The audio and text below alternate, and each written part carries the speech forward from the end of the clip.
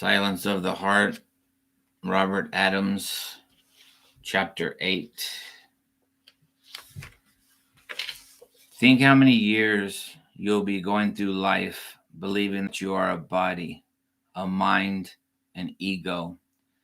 The situations you have been through, the agonies, the ecstasies, the dualities, you are beginning to see now that all of those things belong to the I thought, to a personal self, which is not really you. You are total freedom, having absolutely nothing to do with this personal self. You simply have to ask yourself, who is a personal self? Where did it come from? How did it arise?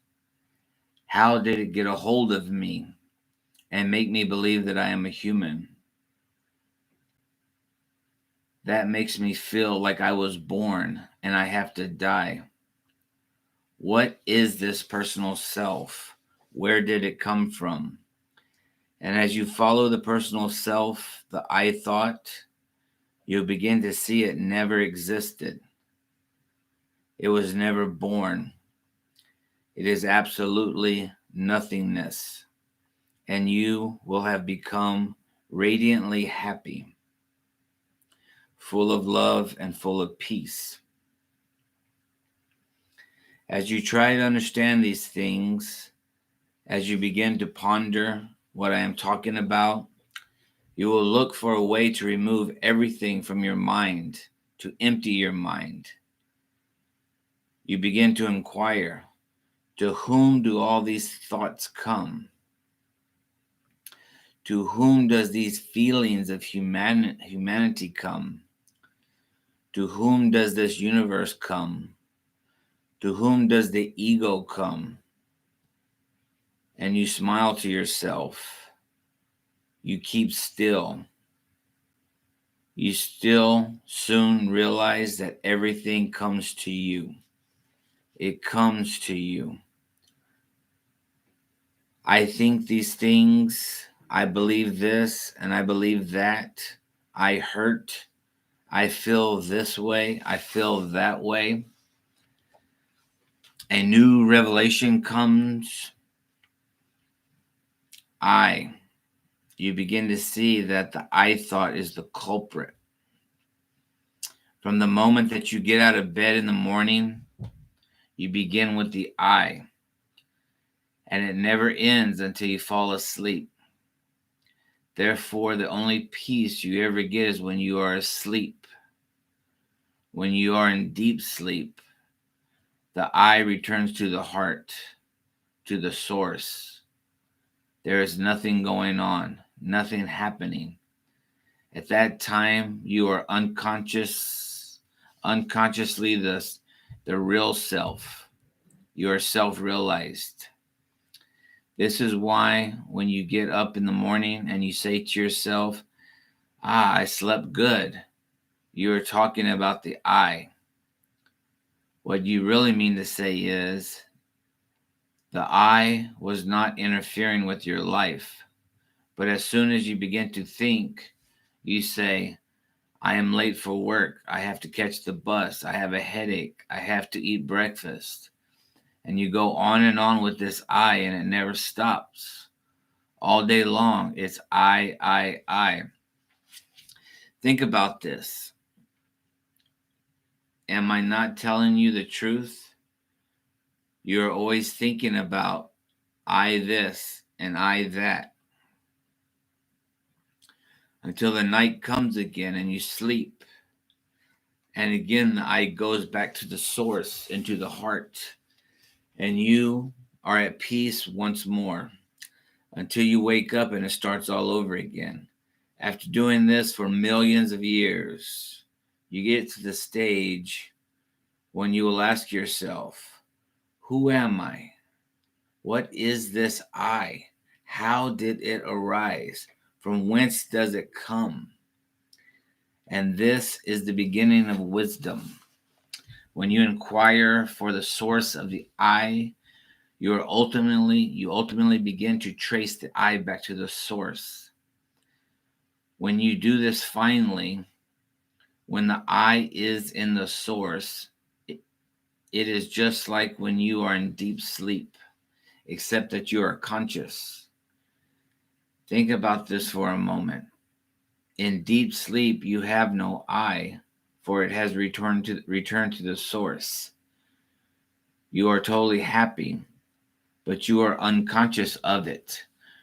When you attain what we call self-realization, it means that the I has returned to the source while you are still awake.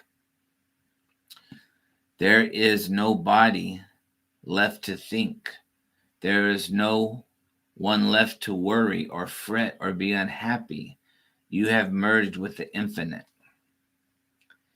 If you understand this and you practice this, you will become the happiest person in the world. For on the way to finding the I source, you begin to feel happier and happier every day. The old thoughts melt away. The old you dissolves. You become free.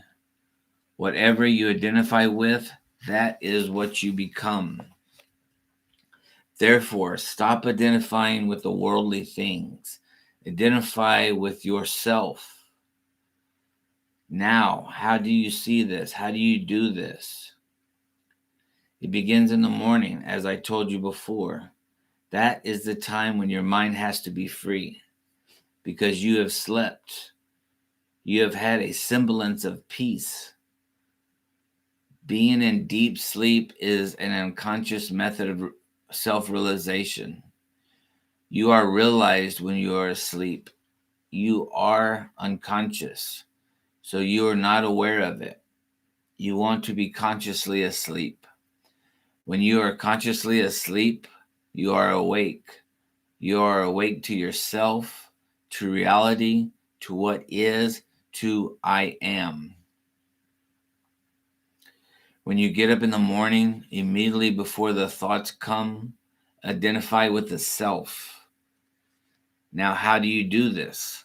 Simply say to yourself, I. You are doing this before your thoughts come. Maybe in the beginning, you can only do this for a couple of seconds, but that is good.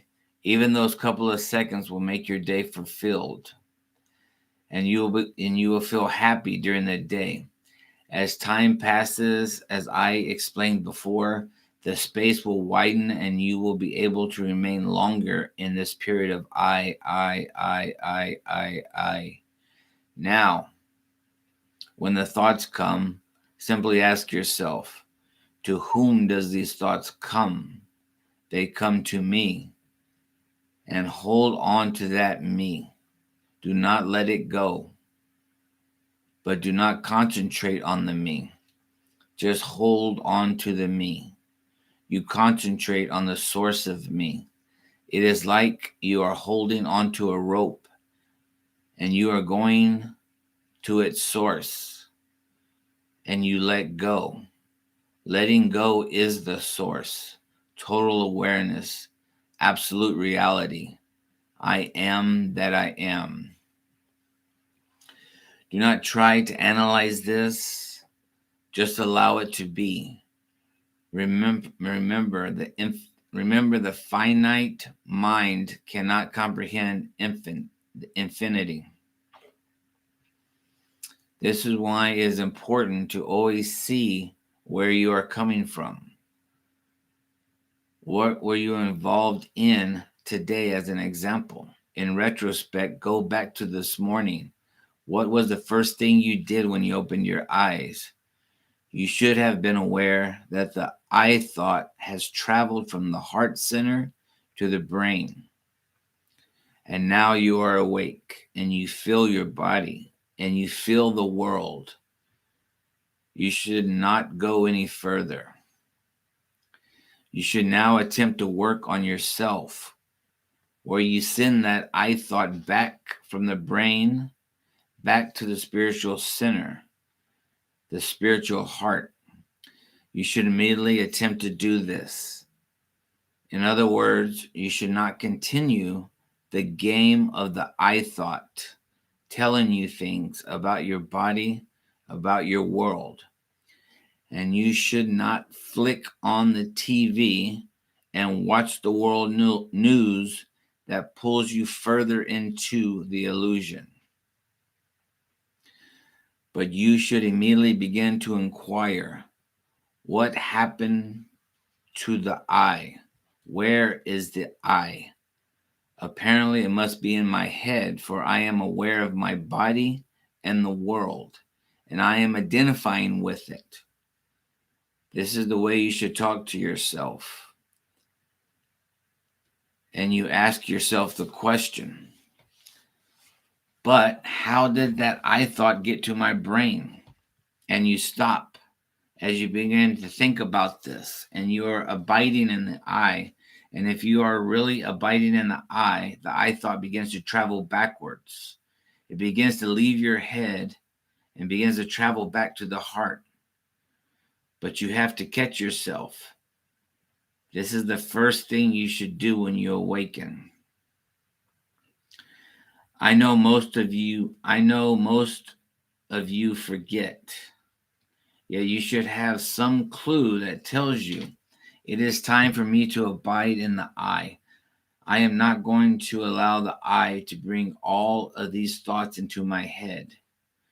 You forget about your work for the moment. You forget about getting dressed. You forget about the time. And you realize the reason you are thinking about your body or about anything else is because the I thought has gone into your brain. And it now forms the body and the mind. You begin to see that the mind is nothing more than a conglomeration of thoughts. If there were no thoughts, there would be no mind. Can you see what you are doing?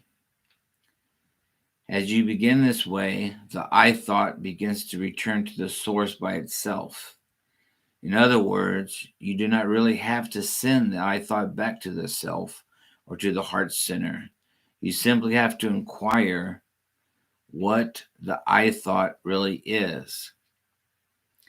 You will come to the conclusion it is, after all, only thought. If the I thought really does not exist, then my body and the world does not exist. Just thinking about these things, you'll begin to feel peaceful and happy. I know that you are saying, well, I do not have the time to do this every morning. I am late for work. I have to get dressed. I have got to eat breakfast. But again, I say to you, this is not yoga meditation, where you have to take time out to meditate and then go on to your business. This is a superior method of self-inquiry. And if you just begin to practice this self-inquiry, you will notice that when it is time to get dressed, eat your breakfast, and go to work, your body will do these things in record time. You will not even be thinking about these things, but yet your body will shower, do what it has to do, and you will be out of the house and you will feel great. This is the difference between self-inquiry and meditation. You are not meditating on anything. You are simply inquiring about your I thought, and each step will come by itself. You will not have to think about what I am going to say next. For instance, as you are working on yourself in this way and the thoughts come to you, something within you will immediately say, to whom do these thoughts come? You are not planning this. You have not rehearsed.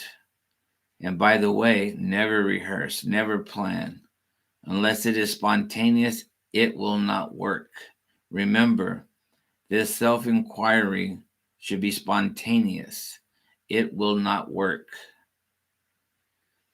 It should not be drudgery. It should not be something you plan.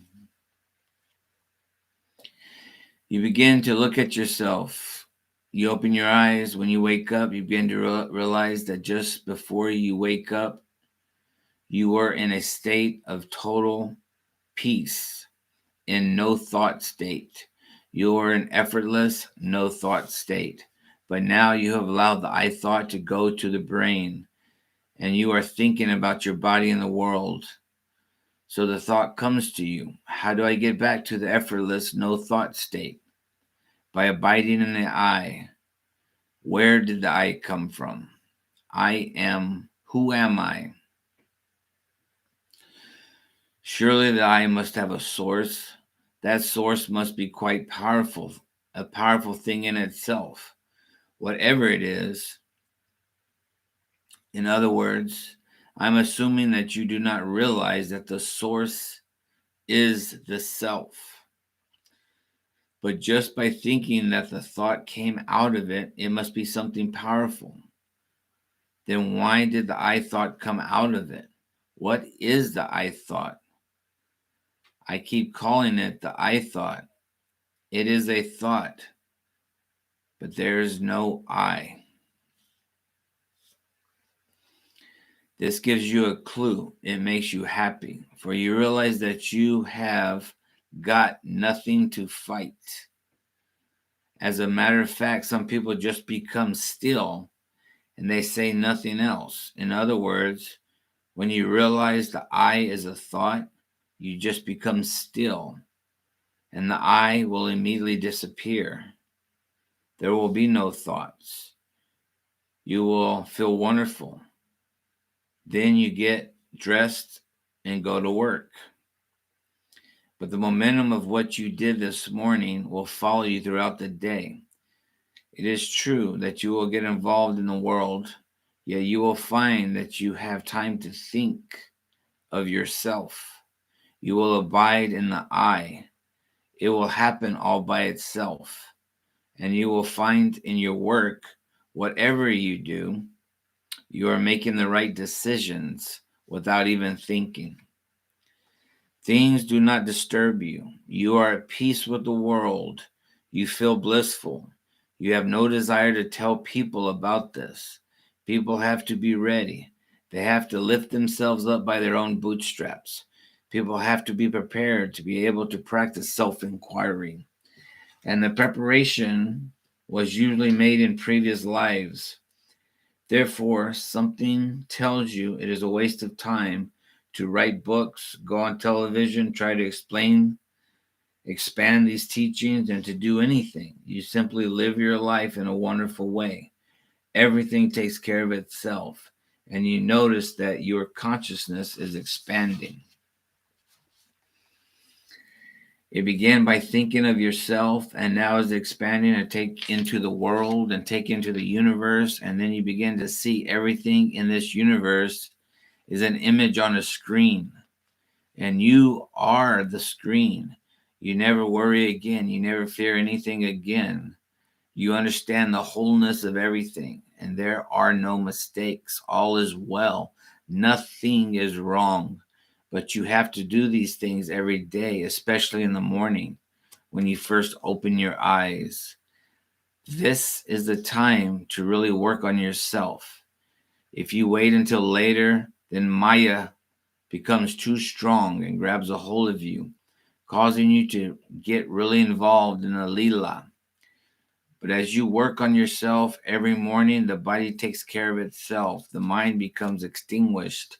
The ego turns into humility. You become happy. There is nothing you have to do. And again, your body will do whatever it came here to do. But you have nothing to do with that. You are peace. The mature, aspirant, jnana will always work with the I. That is where it begins. Track the source of I. Where did my I come from? Watch it. Observe it. Watch when you get up in the morning. You feel like peace in the morning in the beginning. But as soon as you start thinking about I, all your problems, your troubles, the world gangs up on you. But if you begin to catch yourself, grab hold of the I. Where did it come from? Where did it just come from? A moment ago, I was at peace. A moment ago, everything was right. But now I am worried. I am upset. I am thinking about my joy, my future, my finances, my health. Where did the I come from that thinks about all these things? Always trace the I back to the heart, which is its source. Where did the I come from? What thinks about these things? And trace the I back to the heart. Well, remember, the heart we are talking about is on the right side of the chest, 2 digits from the center. That is your spiritual heart. That is the source. The I comes from out of there. So do not follow the I externally. Follow it internally. You see the difference? Do not go catching the I as it thinks about the world. We reverse that procedure. We want to follow I back to its source. So you can see the source as a brilliant light, 1,000 times more brilliant than the sun. You can imagine the I going back into the light, merging in with the light. Or if you are a bhakti inclined, devotional, you can think of your favorite saint or sage and feel the heart center as that sage. And the I goes back into the sage or the light. The sage absorbs your I. I can assure you that if you practice this only a little bit, you will have some amazing results. But for some reason, most people have to be on a spiritual path for years, practicing some form of yoga before they can come to the stage where they can follow the I back to the source. Yet there are those people who have no previous experience. They were just able to see that the source of the I is the self, and they become liberated in an instant. The secret is not to allow the I to take you over. How does it take you over?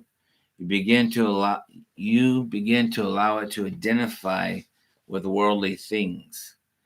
And you do this by thinking about them. Now, as an example, you got up this morning and you started to think, and you have got to conserve that you have to conserve water. You have to go pay your rent. You have to buy some new clothes and a million other things about I. But if you keep remembering that all worldly things are attached to the I, you become introverted. And the I goes back into its source.